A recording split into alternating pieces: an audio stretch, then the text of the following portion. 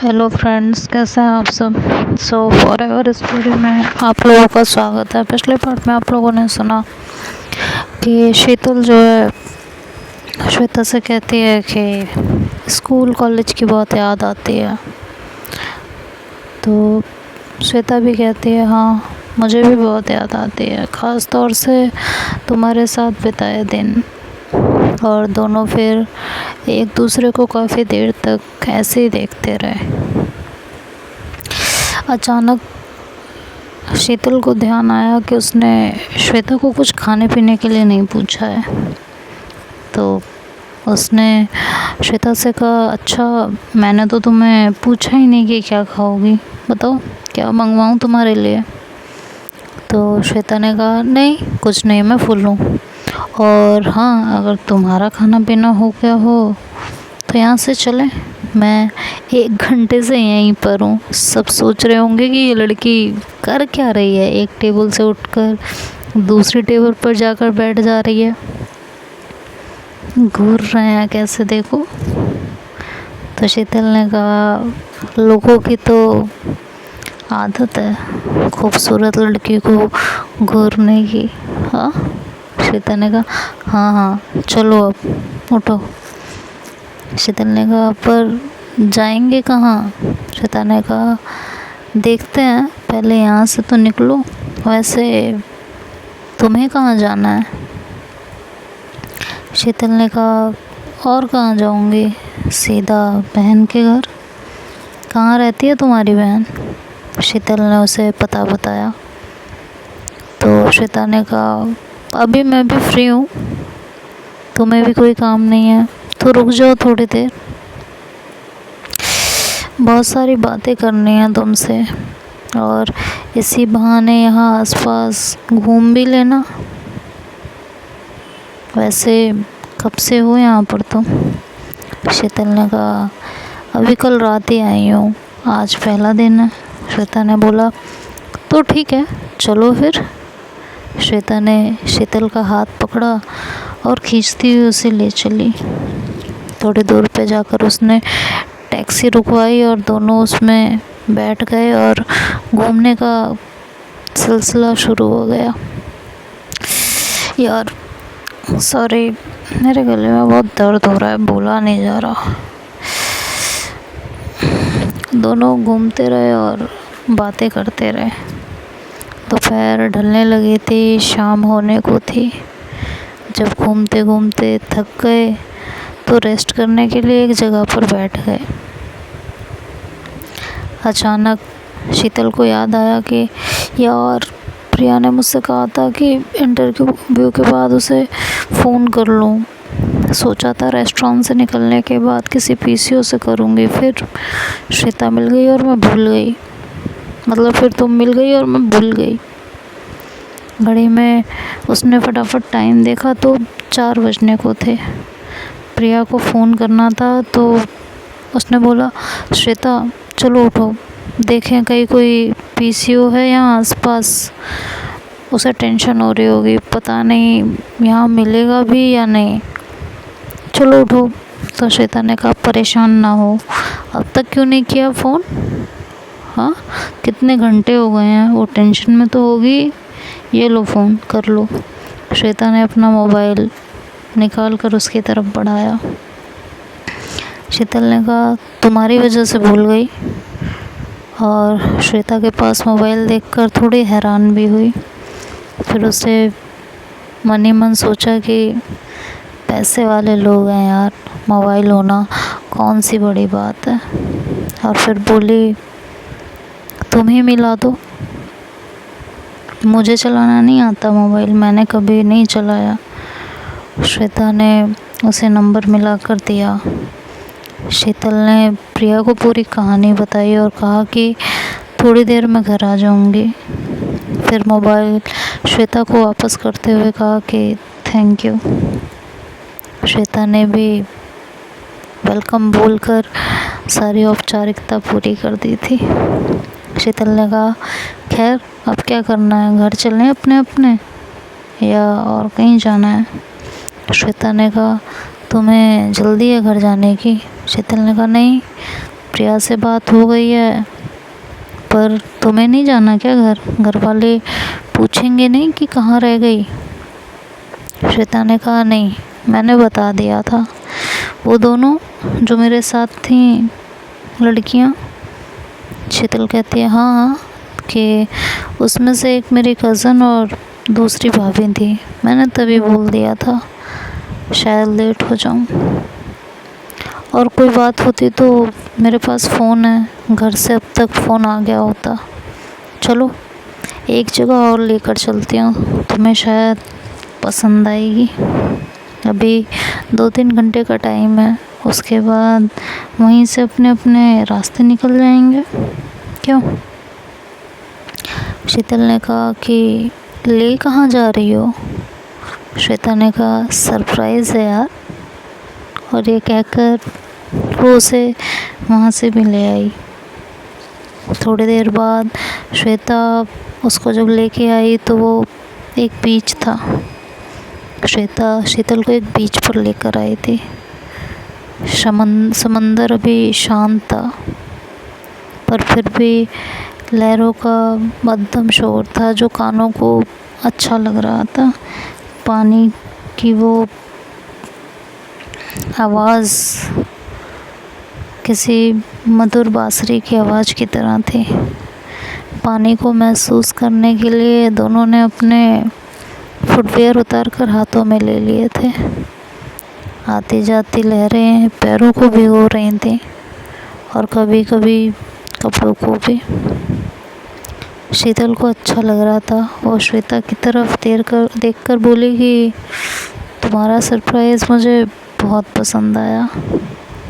जवाब में श्वेता ने सिर्फ एक स्माइल पास की।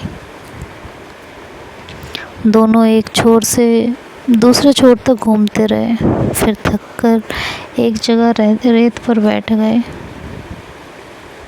और सनसेट का इंतज़ार करने लगे, जिसे होने में ज़्यादा देर नहीं थी।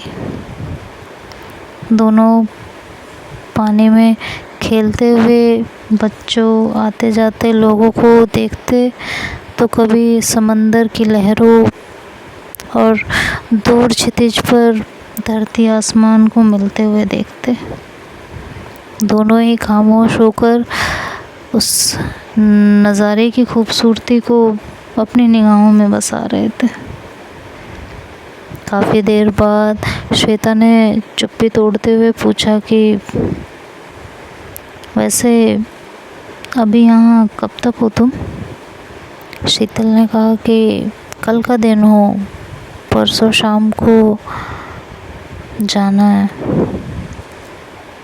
तो श्वेता ने कहा कि तो कल दोबारा से मिलें। शीतल ने कहा प्रिया और जीजा जी ने कोई प्रोग्राम बना लिया हो तो मुश्किल होगा। श्वेता ने कहा कि तो मुझे अपना फ़ोन नंबर दे दो, मैं कॉल कर लूँगी। शीतल ने कहा घर में फ़ोन नहीं है। हालांकि उसके जीजा के पास मोबाइल था, बट उसने झूठ बोला। श्वेता ने कहा कि अच्छा तो मेरा नंबर ले लो, कल अगर तुम्हारा कहीं और जाने का प्रोग्राम ना हो तो मुझे कॉल कर लेना। शीतल ने कहा नहीं हो पाएगा श्वेता, कल सैटरडे है, जीजा जी की छुट्टी है और प्रिया भी शायद छुट्टी लेगी, तो कल पॉसिबल नहीं होगा। और संडे को भी दोपहर तक मुझे निकलना है वापस घर के लिए, रात तक पहुंचूंगी और मंडे से ऑफिस जाना है, तो मुश्किल ही है। श्वेता थोड़ी देर चुप रही। थोड़ी देर चुप रहकर फिर कुछ सोचकर बोली श्वेता कि कोई बात नहीं, चलो तुम्हें यही बता दो कि तुमसे कांटेक्ट कैसे होगा। कोई फ़ोन नंबर तो होगा, वही दे दो, ऑफिस का ही दे दो यार, कभी बात हो जाया करेगी। और मेरा नंबर ले लो, कभी याद आए और फुर्सत हो तो बात कर लिया करना। श्वेता ये कहकर शीतल चुप हो गई। श्वेता उसी को देख रही थी कि वो कुछ कहे, पर शीतल चुप थी। उसे चुप देखकर श्वेता बोली कि जो कहना है कह डालो, मन में मत रखो। शीतल ने कहा, श्वेता तुम जो चाहती हो ना वो नहीं हो सकता। अच्छा, और क्या चाहती हूँ मैं? वही जो सालों पहले कॉलेज टाइम में चाहती थी। ना मैं तब दे सकती थी, ना अब दे सकती हूँ। कोई ज़रूरी है कि मैं वही चाहती हूँ? मैं हम दोनों में दोस्ती भी तो चाह सकती हूँ। शीतल ने कहा, और तुम्हें क्यों लगता है कि हम दोनों दोस्त हो सकते हैं? श्वेता इस बात को सुनकर चुप रही और कोई जवाब नहीं दिया। उसे चुप देखकर शीतल बोली, देखो श्वेता, मेरे साथ ना दोस्ती का सीन तो कुछ ऐसा है कि जब तक दोस्ती रहती है तब तक सब ठीक रहता है। फिर दोनों में से एक को प्यार हो जाता है और फिर धीरे धीरे सब बिगड़ने लगता है। फिर चाहे दोस्ती लड़के से हो या लड़की से। और मेरी किस्मत इतनी ख़राब है कि मैं कितनी कोशिश कर लूँ मुझे प्यार हो ही नहीं पाता। फिर चीज़ें ख़राब होने लगती हैं और सामने वाला हर्ट ना हो जाए, उसके दिल को चोट ना पहुँचे, इसलिए ज़बरदस्ती कुछ चीज़ें करनी पड़ती हैं। और जानती हो कि मज़े की बात क्या है? सामने वाले को पता होता है कि मुझे उससे प्यार नहीं है और ना होगा, फिर भी मुझे पुश किया जाता है कि कोई बात नहीं, उसे तो मुझसे प्यार है ना, वो तो मुझसे प्यार करती है ना, फिर मैं ना भी करूं फिर भी चलेगा। पर पता सच्चाई क्या है? सच्चाई यह है कि सामने वाला उम्मीद बांध लेता है कि एक दिन दूसरे को भी प्यार हो जाएगा, पर प्यार हो नहीं पाता, चाहे कितनी कोशिश क्यों ना कर लो, वो प्यार कभी नहीं हो पाता है। हर एक का दिल टूटता है और दूसरे को गिल्ट हो जाता है।